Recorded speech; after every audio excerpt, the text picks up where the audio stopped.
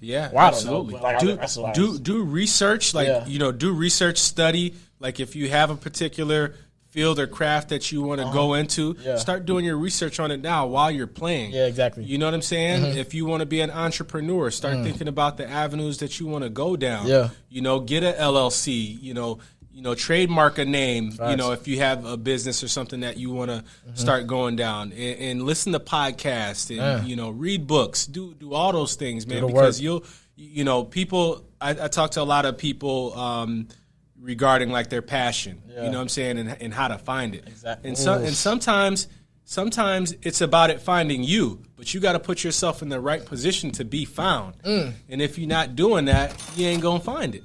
You know what I'm saying? Yeah, no, facts. So that's real talk, man. You gotta put yourself in the right position. No, right. That's 100%. You gotta get out there, and sometimes that puts you in a vulnerable position or uncomfortable. But, at the end of the day, like, that's how you grow. Yeah. You ain't going to grow without discomfort. 100%.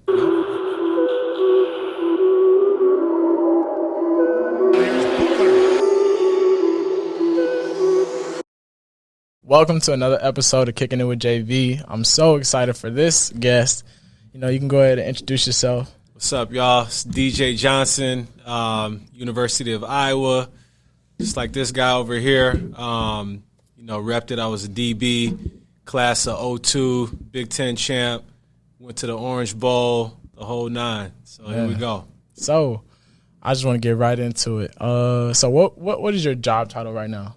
So I'm a senior general manager for Lifetime Fitness. We do it big over here. Got a nice little resort behind us right now. We're in the trailer of a new club that we're building in Oak Brook, Illinois, and it's going to be 3 stories, rooftop pool, 2 bars, lounge, beach club. Like, it's going to feel like you're in Miami. No, that's dope. So, like, what brought you into that? Like, because let's go back. Let's go back to your playing career. So, what did your playing career consist of? Because you didn't just end at Iowa. Right, that's right. So after Iowa, I had a good career, not a great career, I would say, and I was injury prone. So throw all those things in the blender, and I didn't get drafted. Long story short, so I had an agent, thought I was gonna go right. Been there with me. Had an agent, thought I was gonna go late round, the free agent. And it didn't happen, so I was sitting on draft day just like, all right, well, what am I going to do next, So my agent hit me up like, what you want to do, man? He's like, I can either get you a tryout in Canada or you can wait around and see if anybody picks you up in the free agent market. So I'm like, I want to play right now. Yeah, exactly. So he got me on the next thing smoking to Montreal, did a tryout there, made the team. I drove up there. It was like a 13, 14-hour drive, man. I'll never do that again. It was crazy. Sounds terrible. But played there for 2 years. My first year, got a lot of playing time, started a lot of games. Yeah. I was up for like a defensive rookie of the year there. Almost got that bonus. Yeah, almost got that bonus, man. And then started in the Grey Cup. We ended up losing. Yeah. We played against Edmonton Eskimos. We played in a place called Saskatchewan, Regina. Boo! And man, you've been. Don't let me get. Don't Listen, let me get me talking. It was the coldest game I ever played in. I got PTSD from Saskatchewan. To this day, I thought my career was over when I left Saskatchewan. I swear to God. What happened? Because I went there my rookie year. A lot of people don't even know this because I didn't even post about it. I ain't tell you. I won't tell nobody. Kept it on the low. Yeah. This the dark. This is like the midnight version of skeletons in your closet. For real. Yeah. So I had just left Oakland and like after preseason or whatever, and then obviously nobody called me. So I was just like, you know what, I'm gonna go do the Canada thing because some of my homies had already went up there and did their thing. So I went to Saskatchewan. They were excited. I was on their neg list. I thought that was a good thing. I didn't know what that was. But they had just signed a really good veteran running back to, like, a max contract. Okay. And I didn't know. So I'm just, I'm just some rookie, going in there. But, no, I went to Saskatchewan. I did my thing, kind of, sort of. Obviously not enough. Right. But I didn't make the team. And I didn't even make the practice squad. Damn. And I was like, and I was a rookie. And it's coming from Oakland. So I'm like, so this was after my year at Oakland. So this is year 2. So I'm like, I can't make a CFL practice squad, it's over for me. You know, but you know how it is though. They got to have a certain amount of Canadians though on the roster. And so like you were good enough, obviously. 100%, yeah. But you know, numbers were against you too. Exactly, and they just signed a dope vet running back who they weren't. You know, who was like William Powell. You know, he's like 30. He's just ran for 2 racks in the last 2 years. So it was like I was already playing left-handed. Yeah. But no, so then I remember coming home. Me and my homie, because my homie just got cut from Calgary too. We at Portillo's like looking at each other sick, like, yo, what's next? You know what I'm saying? But you know, it actually turned out to be a blessing in disguise because I swear to God, a month later, Oakland called me and signed me to their training camp, and it was just like. I can already know, like, not even, like, dude's never hating, but dude's probably who made the team or made the practice squad over me was probably like, how did he not make this squad? Absolutely. But he's up there. You know what I'm Oakland saying? Team. Yeah, it's all about the right time. Right timing and opportunity. But my time in Saskatchewan, boy, I was depressed. It was That's tough. In the middle of nowhere, man. Oh, and I bet it was cold up there, but they got they facilities fire. Yeah. Like facility. Oh, was it on point? Yeah, like fire. It's the best in the CFL. They say Regina sells the most merch out of every CFL team combined. You can put all those 8 other teams combined. Regina sells more Really? merch. They still got an outdoor stadium? Yeah. They need to make that thing indoor. They do. Because you don't need to be playing outside in negative 40-degree weather. Nah, facts. That's what it was, man, like for the Grey Cup. That's why they started. It was like negative 4. I know. It was negative. You said negative. It was like negative 30. 40. It was in the double digits. Oh yeah, that's terrible. I had on layers, my man. I'm telling you. I mean, you lucky because you can play DB. Y'all can do that. Why can't you do it at RB? Because I don't like when I can't feel the ball. Like I need to feel that. But no, if it's negative anything double digits, I'm gonna thug out them sleeves for that game. Oh man, it was like you didn't want to hit the ground. Like you know what I'm saying? Like and there was snow out there and stuff, man, the ice. It was just bad, man. Bad conditions. So then after your CFL shot. So yeah, after Canada, man, my second season we ended up getting knocked out in the semifinal, and I think we were done probably like in early November, something like that. Yeah. So I went home and for the season or for the off season, and I'm at I went back to stay with my folks, and this is back when people had house phones, so. The phone rang, and I pick it up, and it's a scout from the Jets. He's like, "Yeah, wanted to see if you're available this weekend to come in for a workout." And I'm like, "Man, who is this?" I thought it was like one of my boys messing around or something. My homies have done that before. I thought it was. They never did it to me because I don't play like that. Yeah, I'm like, listen, man. I'm like, whatever, man. I don't got time for that. He's like, listen, I'll call you back with the itinerary. I'm like, all right, whatever, man. Yeah. Get out of here. So sure enough, he called back in like 5 minutes. Like, here's your I'm gonna email you your itinerary. Blah blah blah. And I'm like, wow. You see that official? I was like, wow, Jets logo, man. So. Flew up that weekend, and that's what's crazy. Like you gotta really be just on go. Like I had just finished the season. This was like a week after the season, not even. And was your Grey Cup season? No, this was my second year, so we got knocked out in the semifinals. So, but that's still 18 games. Oh yeah, we still finished. Yeah, you just played. We still played a full games. Season. You probably at the crib for for sure. For how long was it? I was probably a week. A week after playing a season. Like a week, bro. What's next? I'm still sore. Yeah, you know what I'm saying? Still. So I'm gonna take this month off, chill, right? Yeah, I'm not even want to look at a gym right now. So went up there, and they had some other cats. That they were going to work out. So I remember there was a couple wide receivers, a couple DBs, stuff like that from Canada, and just some regular free agents. Yeah.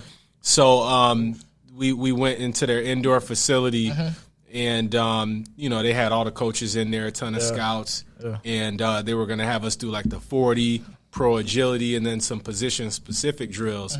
So we had the 40 first. So I'm like, all right, right to it. Let's do it. So you said let's do it? Yeah. I'm the opposite. I'm like, you don't like the 40? I mean, I do it, but it's just like we just played 18 games because I remember I had the same scenario after spending a year in Oakland. Yeah. I had a workout with Green Bay. I'm thinking like, okay, they're just gonna take us through some position drills. Hell no. They're like, nah, they you got see it, 15 baby. minutes. Absolutely. It's like an audition. It's like American Idol. So I'm up there like, man, this is my shot. You know what I'm saying? Like this is it. Like I haven't had a shot before. You know, waited on this moment. Yeah, I've been waiting on this moment my entire life. Like 100%. This is my goal to get there. So I'm like, let's make it happen. Yeah, and you know, I hadn't been doing any sprint work, nothing. You know what I'm saying? So this is just all raw. Yeah. So get up to the line. You know, I think I had my little track shoes on. You know what I'm saying? Have my track shoes on, and you know, got in my stance, man. Blew out of that thing. Got up out of there. Chin to hip all day. Chin to hip. and ran through the line. Dry face. And, like, I held my breath. So, like, you know, like, at my start, like, it was just like a, and then, then got out of there. Yeah. I ain't breathe till I crossed the finish line, bro. I do that all the time. And, so when I crossed, the general manager at the time, his name was Mike Tannenbaum.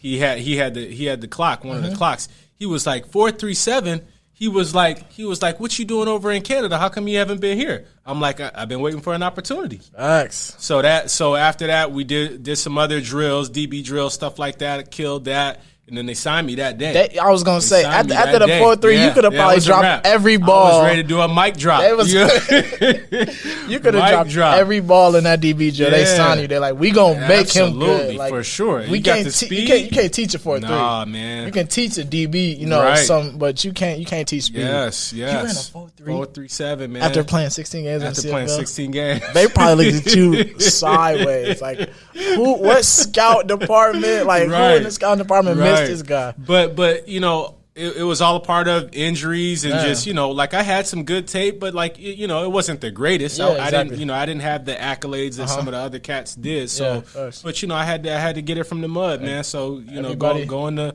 CFL first and developing some more skills there set me up for success there, you know, or at least be able to get my foot in the door. 100%. Everybody's story be so different. Oh yeah. You know what I'm saying? And that's crazy. So, and then, as y'all heard, general manager. So, like, the top of the top. Right. Top of the top. And I remember we have these conversations. This is my mentor. We have these conversations all the time because I'm always like, yo, what do I want to do? So, like, that leads me to my next question. So, you just went crazy. You were with the Jets. So, what else? Let's not skip over that. What happened with the Jets? So, signed me that year. I was inactive because they were still in their season. Right. Give me the bread. Still got to pay me. Give me the bread. And I think that year they ended up getting knocked out in the AFC Championship game. They were good that year, but then it went downhill from there. That was, and this was with Herm Edwards. Herm was a great coach, man. He was a great dude, real good dude, coach, man. That's crazy. Up at 4 a.m. every morning. Never cursed. Just a real stand up guy. Exactly, man. That's legit, man. So basically that off season, you know, started with them in OTAs and training and like I was killing that. My first day of practice, and I had a cat from Iowa, one of my boys, that was a DB. His name was Derek Pagel. He was already on the team from the previous because he got drafted by them, right? That's dope. So I got a chance to be there with him, which was cold. Like we lived together. Yeah, that's fire. And my first day of practice, I had 2 picks, man. I had 2 picks first day, but on my second pick, this training camp. Yeah, this is OTAs. This is OTAs. You like I'm making the team. So this is in, you know, late March, early April. Yeah. You know what I'm saying? So it was like my chance to, you know, my debut. Exactly. I came out there, you know, we in shells and helmets and shit. I had my gloves, wristbands on, had my visor on. Exactly. Like I was looking cold. Yeah, like I'm straight ready. out of video game. You know what I'm saying? So had 2 picks. I was D'ing fools up. We did one-on-ones, killing it. And then when we got the team, that's when I got my picks. But on my second pick, when it was Cat ran a post, and I read it the whole time, man. I was I think I was in a zone, so it was like a bail technique, and you know I ran the route for him, cut him off at the top, ball high pointed it, give me it, came down, need it, rolled my ankle. I knew it was gonna end. Blew out my ankle. It always ends like that. It always ends like ankle. That. And like. You catch it though? I caught it. Oh, I caught it. It was a pick. No doubt. So rolled my ankle pretty bad, and I ended up missing the rest of that OTAs, right? Yeah. But I did enough. Like my DB coach, I just remember him being like real excited. He was a Chicago cat. He was from the West Side and went to Michigan. He was a DB, played in the league for a little bit, but he was real excited. Like, yeah, man. He was like, yo, you keep doing that, man. You good. You know what I'm saying? Take your time, get better, get healed up. And I was like, okay, cool. That's so it was just like, man, I'll never forget that day, just because it was like, you can't write a better first day. You can't. Know? I was you. I'm already spending that first check. I'm already thinking, I'm in it. I'm probably gonna give me a Tesla. You know what I'm saying? Like I'm definitely on the squad now. You know what I'm saying? But yeah, that's just what's crazy like that. Yeah. So then what happened after that? You just after that came to summer camp. So then summer camp rolled around, and doing 2-a-days. And I think we had a DB that was under like a contract negotiation. Yeah. So he was our starting nickel, I believe. And so he hadn't reported to camp yet. So, like, I was number 1 on the depth chart at nickel. So I was number 1 on the depth chart at nickel, doing my thing. So long story short, like, my career with injuries has all been, like, lower body related, like my feet and ankles. So, like, that's always been my weak spot. And, like, I had medical redshirt a year at Iowa as a result of it. Had them operated on 2 different times, both of them.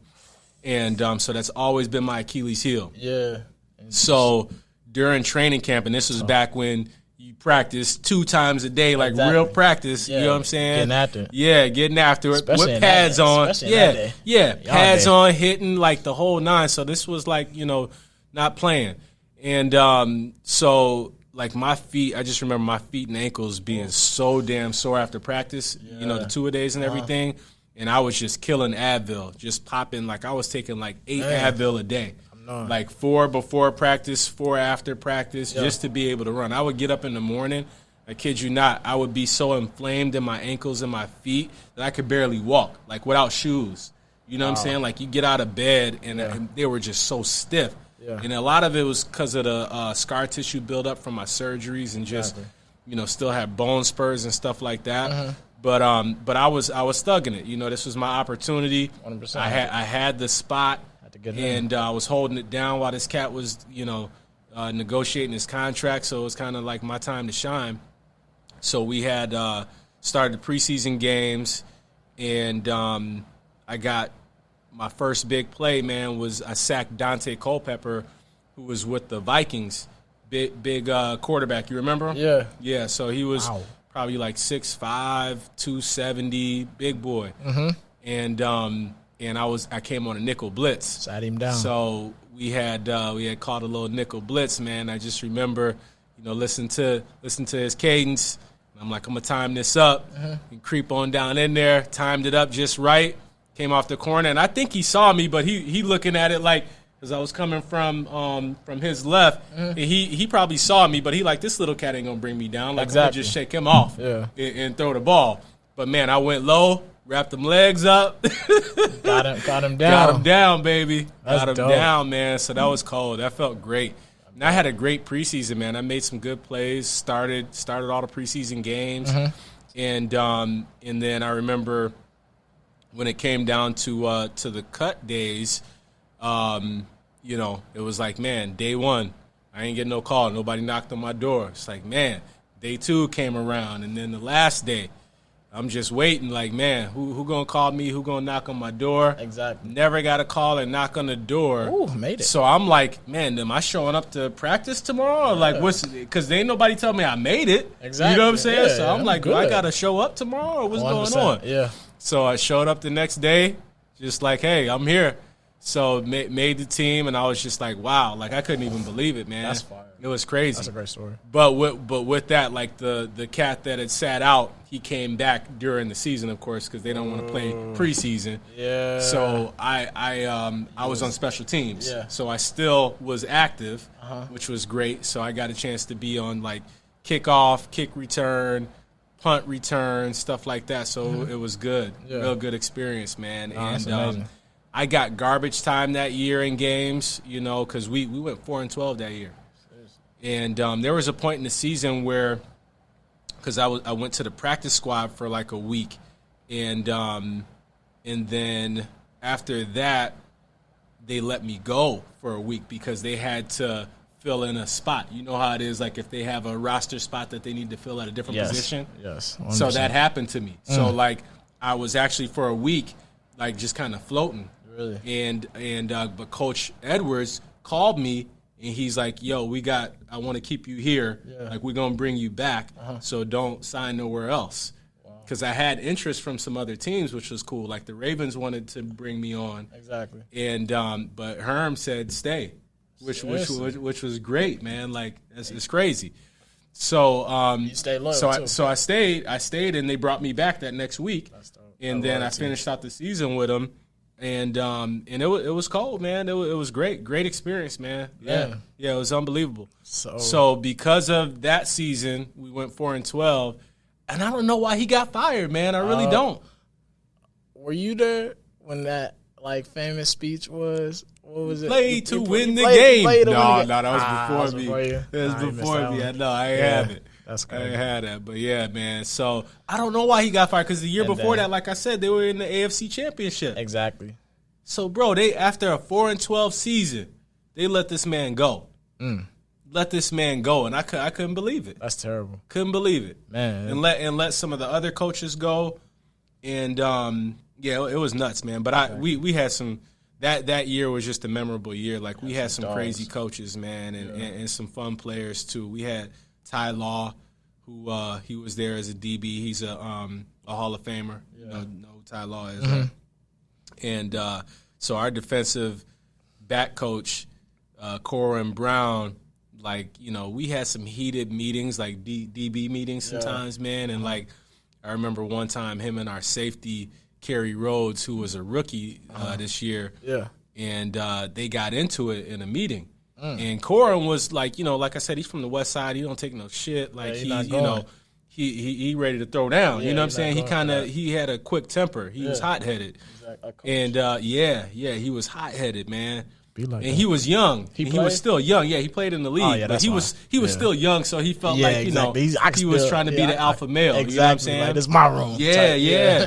So like they got chest to chest, and we had to jump in between them and pull them apart. He was ready to throw hands, man. And like we had some other fights on the team too. Like I remember the first game actually of the year. It was against Kansas City at Arrowhead Stadium. And it was Jonathan Vilma and this cat named Tank. I can't remember his last name. Yeah. He was a D lineman. And they had exchanged some words after a play or something like that. Yeah. And, like, kind of pointing the finger like, hey, bro, you missed this assignment, whatever. Exactly. And I think this cat may have hit him on the sideline. Oh, yeah. Like, he hit him on the sideline and had to separate him on the sideline. And we still had a game to play. This is during the game. Okay.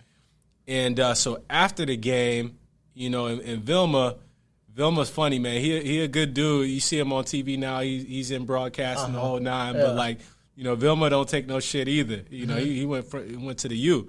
So we get to the locker room after the game, and we're walking in. And then all of a sudden you just see I think Vilma threw his shoulder pads at old boy, and then they just start going at it. So like we all in the locker room going up against the locker. So like and they over by my locker. You know what I'm saying? Disturbing the peace. Yeah. So I'm like we trying to grab them and separate them. Trying not to get stolen. Right, trying not to get stolen in the process. So it was crazy, man. That's wild. But yeah, just stuff like that. Like, little memories like that I don't think about often, but then when I'm retelling stories, it's just like, damn, that was crazy. Yeah, that's wild. It's so crazy, bro. No, that's crazy.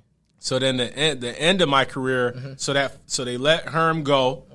So they let Herm go, which was bad. He ended up getting picked up by KC, and then we had Mangini come in, Eric Mangini. Yeah. So he was with New England. Exactly. I think he was their D coordinator or something like that at the time. Okay. So one of Belichick's spinoffs. So this cat came in, no personality. He was dry. Been there. He he had his own vision, which is fine, but like he wanted to redo the whole thing and blow the team up, basically. You know what I'm saying? This is my type of party. Yeah, bringing his own guys, the whole nine, which is fine. I get that. So you're always going to have turnover between players and coaches when a new head coach come in. 100%. So at any level. Yeah, at any level. So I remember talking with him because all the players had to do like an meetings. interview, with the coach one-on-one, get to know him. So like he seemed cool off the jump, you know, and I'm like, okay, you know, we'll make this happen. He, you know, obviously he didn't know much of me or much about me, but so it was all good. So training camp came around, and I'm trying to think what played out first. So so training camp came around, and so first couple weeks doing my thing, doing good, and this is before we started any preseason games. This is year 3 now. So this is going into year 3. You so playing. So I got credit for 2 years. Years. Wow. So going into this year, Damn. and basically after 2 weeks, I was we were in a team drill. Yeah. And guarding the wide receiver, man to man, you know, he running the deep route, go, and I'm running with him, chin to hip, bop. I felt like somebody I thought he reached back and like hit me in my thigh, like right here. Not the thigh.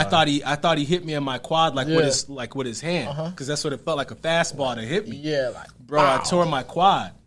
So tore my quad, fell down, and like just kind of was sitting there like, damn, did this fool hit me? Like what happened? But all I know is that, like, you know, the reality set, and I just felt that thing swelling up right away. Right away, and I'm like, shit, I just tore my quad. Do it. And so that was that. So the rest of that training camp I spent rehabbing, you know, multiple treatments every day, exactly, the whole nine, just to get back on the field. 100%. I came back for like the last preseason game, and I was still hurt.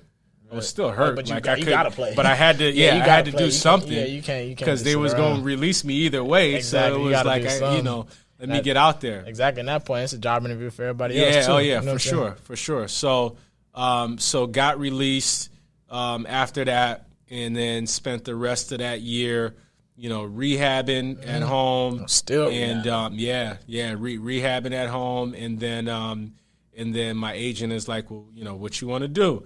You know, because I could either go back to Canada. I hate that question. I could wait till somebody, you know, pick me up, that free agent. And he had some workouts for me too, but like I wasn't ready because like no 40, I wasn't gonna run no 4.3. You know what I'm saying? Like I just wasn't. Exactly. I wasn't fully healed. Yeah. So he's like, or you can get on with an arena team. We can go the arena route, Arena 1. And I think they started up in like January or February, something like that, right? Arena as far as like the tryouts and off season. Arena was popping back then. Yeah, it was popping back then, right? Yeah. So I'm like, okay, like I'm cool, and it was an opportunity in Vegas, arena football team. So I'm like, yeah, I'm in. I'm in. Let's do it. I mean, I'm in. Why not? Why not? So I'm like, I you know, January rolled around. And went to Vegas, man, and did like a little workout tryout with them. Killed that. You know, they liked me, signed me on. Yeah. And like it was great. Started with them in probably like the early spring. And what else? We did the off season. So our off season, our training camp. So the parking lot we practiced in was in the lot of a casino. Yeah. So I think it was the Orleans Casino. And the parking lot had like a slant to it. And all they did was roll out like this turf field on top of this concrete. And bro, it was outside. Yeah, we practiced outside on the parking lot. They bogus for that. With the old school AstroTurf. That's terrible. Like this carpet right here that we got the chair on. It was like that. That's not okay. Bro, it was crazy. That's not okay. Man, that stuff tore up my body. Oh yeah, it's over with you. That's knees. Oh, everything. Ankles. And you know, toes. My ankles already jacked up anyway. Didn't even make it through that whole season. Re-injured my quad. And then that was it. You said it was, I said chunk up the deuces. Yeah. Nah, I always told myself, yo, once I go to arena, it's time for me to it's time for me to hang them things. Yeah, absolutely. And here's the thing too. So I finished out there. I was hurt. Called it one, and came home. And, you know, at the time, like I was doing, you know, personal training in my off seasons, right? So I felt like I had outlet already of something that I wanted to do and pursue for my future. Yeah. But once I got back home, like in the span of a couple months, like Canada reached back out to me too. That's dope. And and I was about to go back. I was about to go back to Montreal. Like they sent me a contract and everything. Like if you do your thing in Canada, they take care of you. Oh you. yeah, they do. They're very loyal, man. Yeah. They liked me a lot. It was great. So I was this close, man, to going back.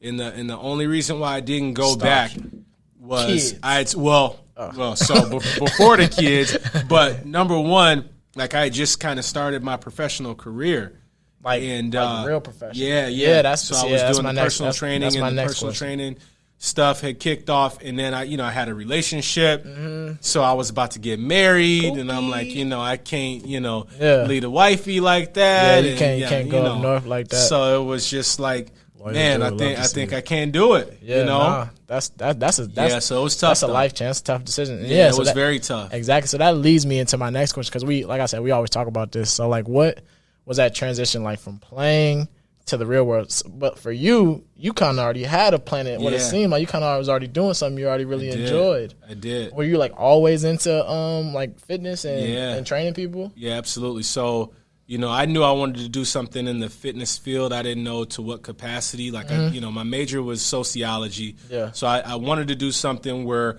I'm helping people, period. So whether that was, something with sociology, social work, counseling, therapy, fitness, I always had a passion for. I was a gym rat, just like you, swole up. And I was always leading workouts for the team, for my friends, all that stuff. You know what I'm saying? So I was always the one getting people to do more. Exactly. Do more outside of practice, whatever. So after college, my agent had hooked me up with this cat named Don Beebe, who used to play in the league. So he played for the Packers, the Bills, Everybody from the Midwest know who Don Beebe's the man. Like he was like my mentor. You know what I'm saying? So you told me that. He was a great dude, man, and I was doing speed training with him. Yeah, he killed me in. Did you worked with him too? Nah, he killed my high school team. Oh, did he? In high school, Aurora Christian. Yeah, Aurora Never Christian, forget about man. It. Yeah. He's the head coach at Aurora University now. Oh, word? Yeah. Good for him. And his son's still playing. Yeah, his son played for the Vikings, still going man. Crazy. Yeah, good for him. Doing his thing. Shout out him. So Don Beebe was like my introduction into like sports specific training, because he had a camp that he was doing with kids from ages 5 years old all the way up to pro athletes. So it was like, man, this is cold, man. And he had his own systems and training philosophies and stuff like that, which was really cool to see.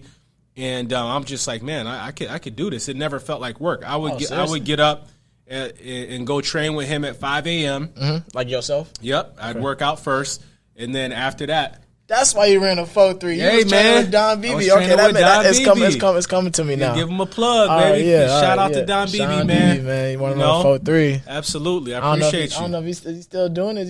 He's still doing a little bit of it. I don't know how much of it he's doing. Yeah. Being a head coach at a university is a lot. Oh, that makes sense now. Yeah, okay. So he hooked it up. He got me right. And so 5 a.m. So 5 a.m. Early hit it with him. And then after that, I would help him train the athletes for the rest of the day. Oh, for real? Yeah, I would help him train the athletes, and it was just fun, man. It was great. So you was like, this is something I could definitely see myself doing. Oh, for sure.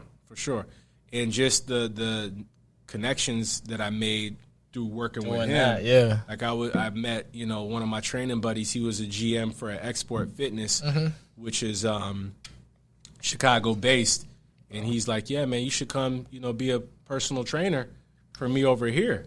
And he's like, this is what you got to do to get certified. So I got me a little quick, cheap joint. You know what I'm saying? Something in 2 weeks, get me certified.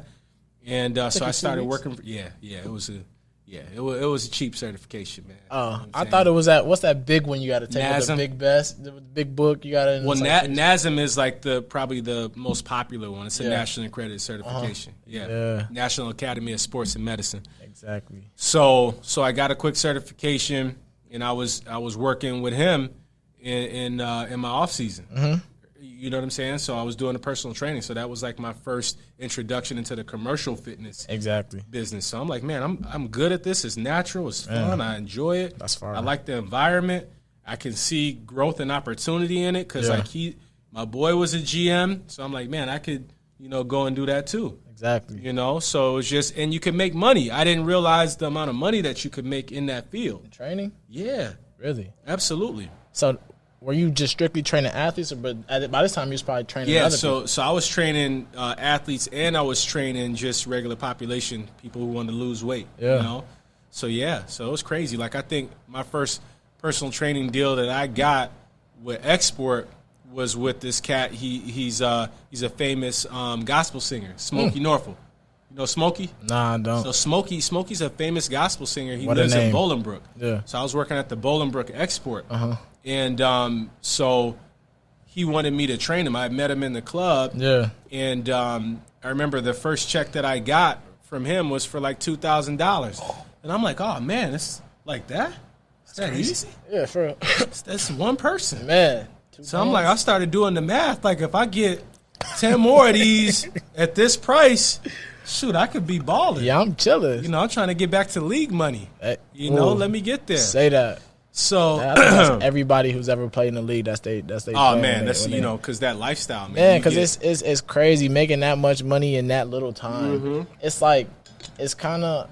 I mean, I don't know how to explain it, but it's just kind of surreal. Oh, it's very surreal. It's surreal. Very it's surreal. like when you really see that money in your bank account. Because I remember the day, but probably the week before, I think I had like $80 in my bank account. I was taking my girl out bone dry. No dessert. That boy was bone dry. I had $80. Like, dang, I need this little $300 check to hit my account fast. But then that goes into my next question. Then, so you already knew what you wanted to do. You're already into it.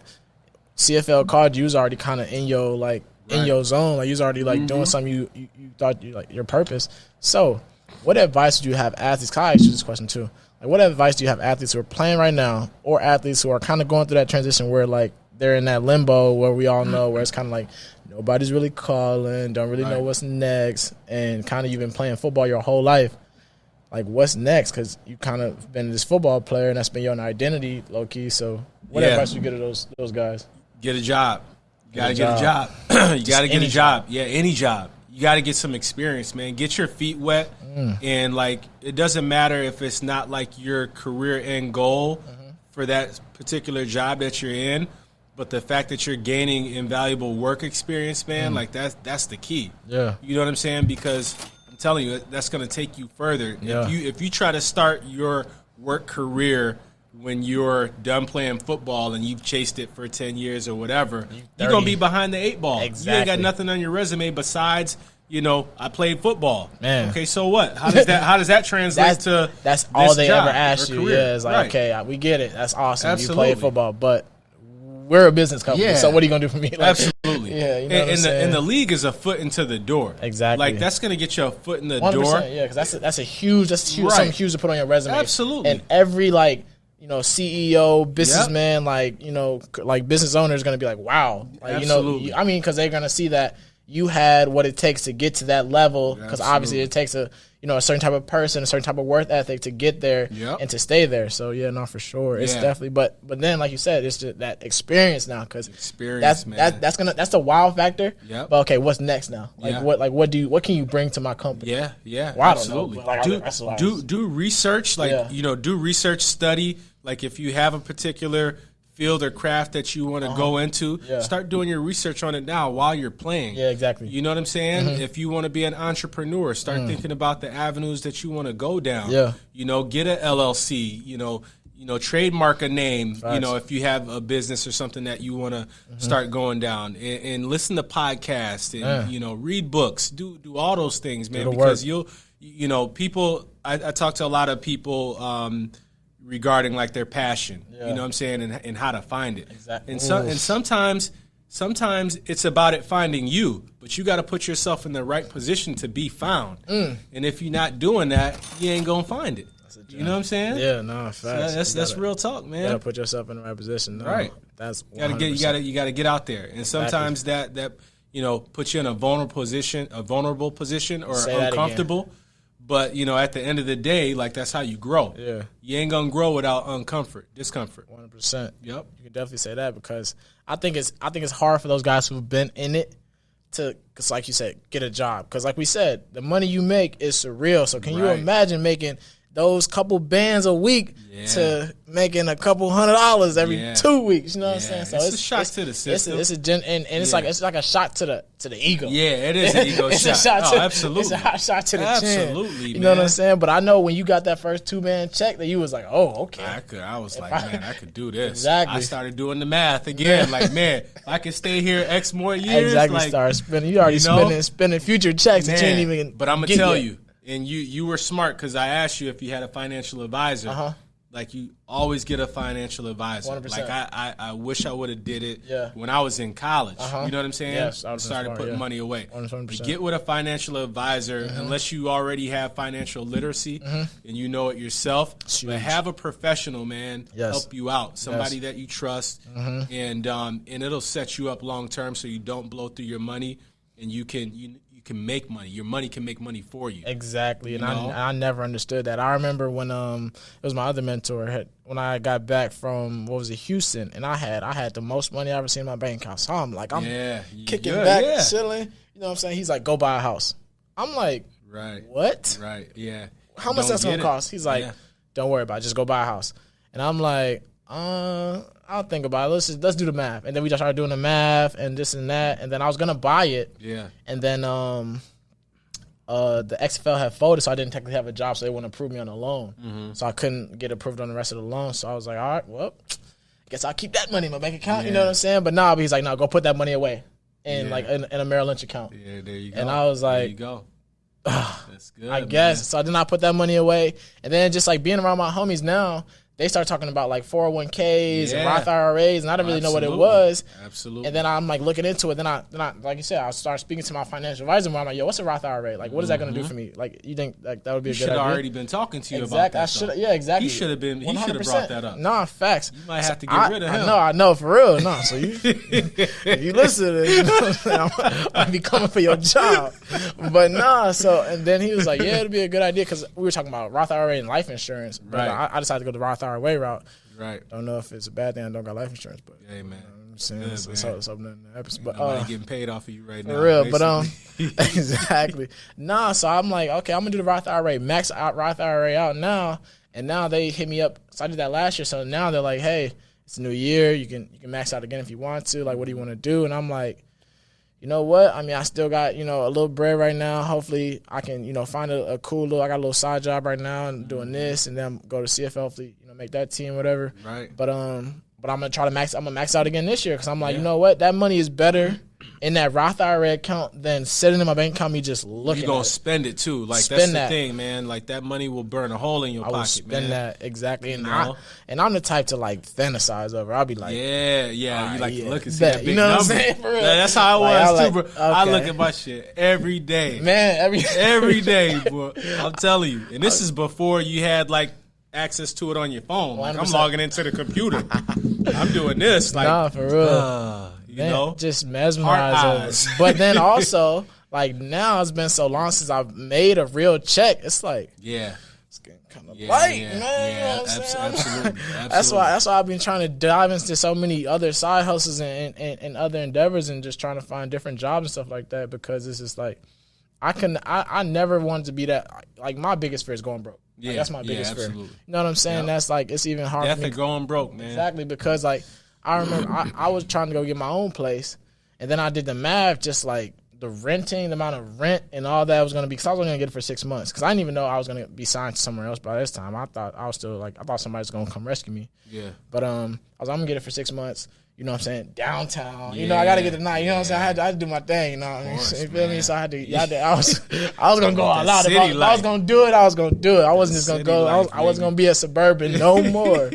So I'm like, I'm going to go do it. I did the math. It was going to be like $10,000. And I'm like, if I do this, I need to get a job, like a career. And I had one lined up, but it was just like, it would have affected my workouts, and I was like, I had to make that decision, like, okay, do I want to go into this real life world? Because the manager who, like, my other mentor, he offered me a job. He's like, this is a 9 to 5. This is a 40 hours a week, and this isn't like you can't leave and go work out and come back. It's not one of them. You gotta. Why don't you take it? You gotta.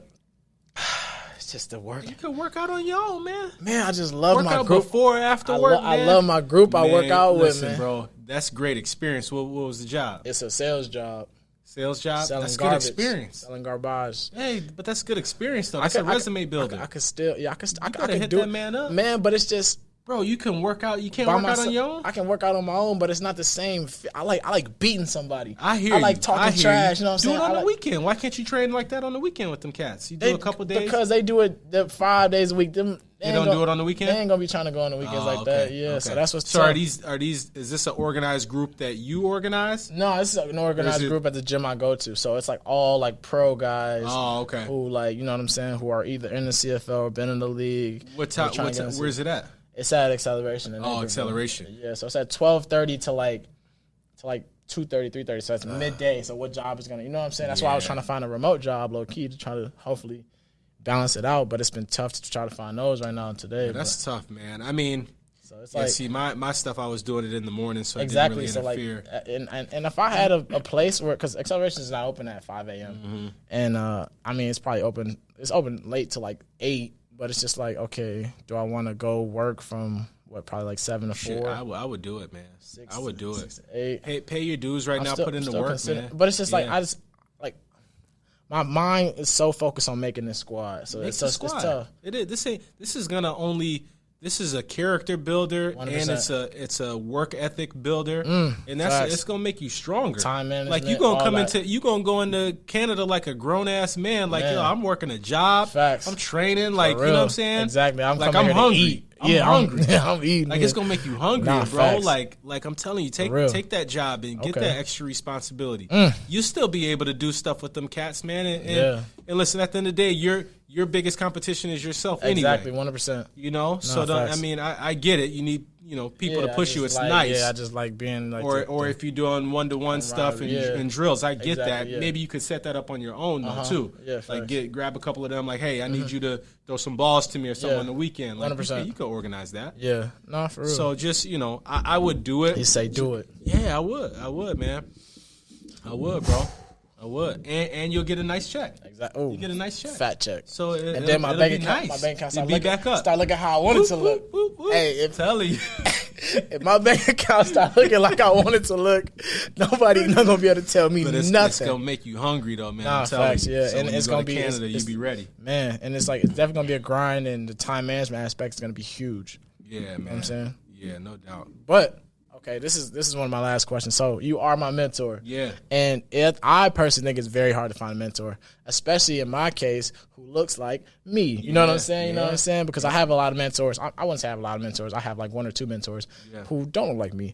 So you are the first one to look like me. And I was scared to ask you because I don't know. I always feel like it's hard asking another grown man for something. You know what I'm saying? You got to kind of got to like get that vulnerable feeling. Because then like when you say no, now it's awkward. It's like, all right, can I still talk to you? Bro, I ain't got the time. Yeah, actually. It's like, you know what I'm saying. We could be cool. Like, though. I like you, but I don't really like you like that. Like you can be my mentor, but don't ever call me though. Like, you know what I'm saying? So no doubt, just like, no doubt. So like, what does mentorship mean to you? Because even when I asked you that, you got into like how you even mentor other kids, you know what I'm saying? And you have all these different endeavors in mentorship yourself. Yeah. So, I mean, I think it's important, man. And I think, our responsibility is to bring other people up, especially people that look like us. And I'm not just about people that look like us. I'm about helping everybody that needs the help and that wants it too. And I think that's the biggest thing. If you want it, you showed the initiative, which I think was great. Thank you. You had the courage to ask me, so I'm like, absolutely. Yeah. But I'm with the foundation, man. It's awesome. It's called Beyond Sports, and I talked to you about it before. But they do a lot of great work. We do a lot of great work. I'm on the board of this foundation, and basically they help underserved communities and student athletes, mostly of color. Yeah. They help them get scholarships to school. That's so awesome. we take them from high school, and we provide them with tutoring, academic tutoring. We do workforce development. We do athletic training, and we do community service. So like those are our 4 pillars, and we also have mentorship ingrained in that. And our goal is just to make these kids well-rounded student athletes and help them with life after sports, because their playing career, like we talked about, is going to be very short. So it's, what are you prepared for after that? So we want to get them at an early age to where they start, looking and dreaming about, their future career outside of sports. So that way they can segue into that nice and easy, once they're done and have a nice network of connections that they've created, been exposed to a lot of different industries, and feel like they have a good idea of what they want to do. Exactly. You know what I'm saying? Like, I've loved it, man. It's been great. I've been with them going into my third year, and we have some amazing student athletes, man, that we work with, and that want the help, which is a great thing. Yeah. And I have conversations with them, mentor them, and it's not anything special. I think it's just being there. Yeah, exactly. That's all I ever needed. Being a soundboard, give you some advice here or there.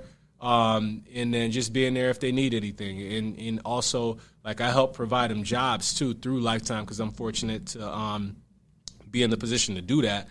And top dog. Yeah, man. From so training it's at great. that. Yeah, so worked my way up in the company. That's fire. And so it's nice, man. And I created a partnership, which is real beautiful, between Lifetime and Beyond Sports. So now Lifetime contributes financially, and we contribute with resources like job development, job shadowing, internships, stuff like that. So like it's a great partnership that we just started towards the end of last year. Yeah.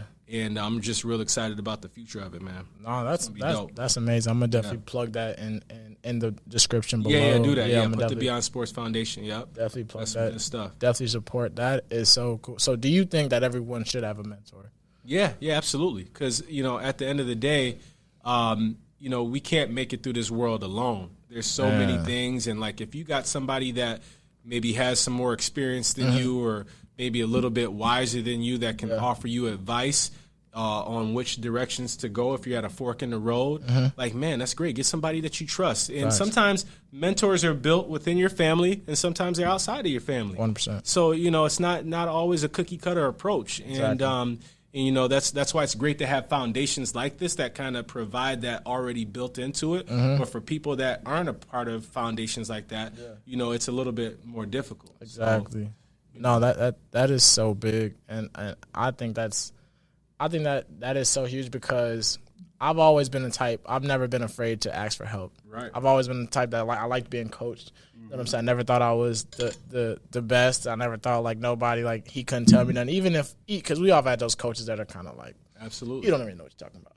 But I'm gonna still, like, I'm gonna take your opinion because you're in a place of power, and you know what I'm saying. I'm gonna respect your opinion. I'm gonna listen to what you have to say. So that's why I've always been so big on mentors. That's why it was so big for me to finally get somebody, especially in a year like, last year was, to find somebody. And I think that's God, you know what I'm saying, just to find somebody. Absolutely. And the Hawkeye, baby. Man, the Hawkeye. Yeah, and that was crazy, because I remember when I was interviewing, because I worked for Lifetime like a year or two ago, and I thought Billy was a top dog. Yeah. And then he's like, no, you gotta meet my boss. He played at Iowa. I'm like, oh, he's probably some, D lineman. Some corny cat, yeah. Probably, farmer, you know what I'm saying? Just, I'm like, all right, DJ. Yeah. Okay, whatever. Probably like David. Yeah.